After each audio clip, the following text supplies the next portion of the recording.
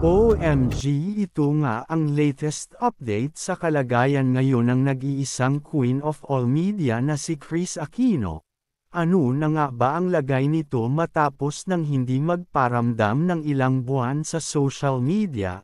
Matagumpay kaya ang naging gamutan ni Kris Aquino nitong mga nagdaang linggo? Ating alamin. Ang lahat ng ito ay ating nang pag-uusapan dito lamang iyan sa Talks TV.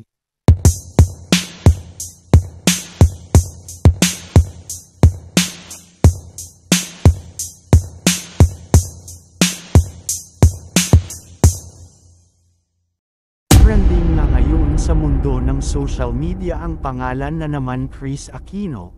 Maraming mga netizen na nga ang nagtatanong kung ano na nga ba ang update sa kalagayan ngayon ni Kris Aquino.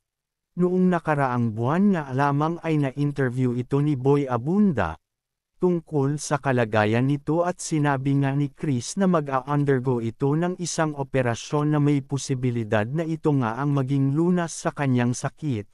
Nang hihingi ng dasal si Kris Aquino sa mga netizen at mga fans na sumusuporta sa kanya dahil ito na daw ang last chance na may gagawing procedure sa kanya at sana daw ay maging matagumpay ito.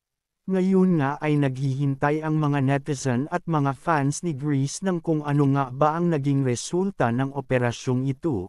Si Kris ay mayroong autoimmune disease na talaga namang napakadelikado kapag ito ay tumama. At alam naman natin nga noong nakaraang buwan lamang ay pinagtrabaho niya si Bimbi para mabigyan at matustusan ang kanyang mga kailangang gamot.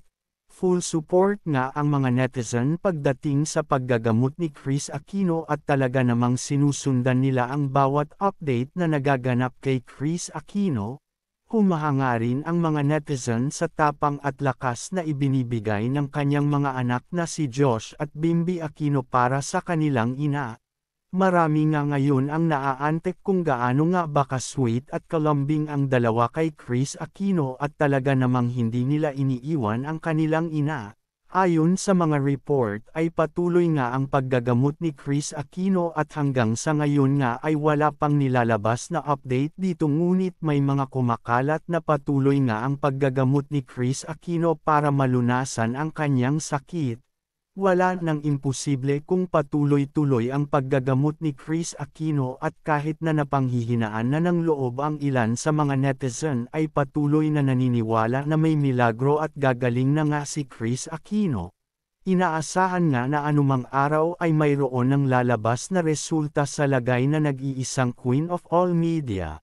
Iyan lamang ang ating update for today kaya naman ko natapos mo itong video, please subscribe for more updates.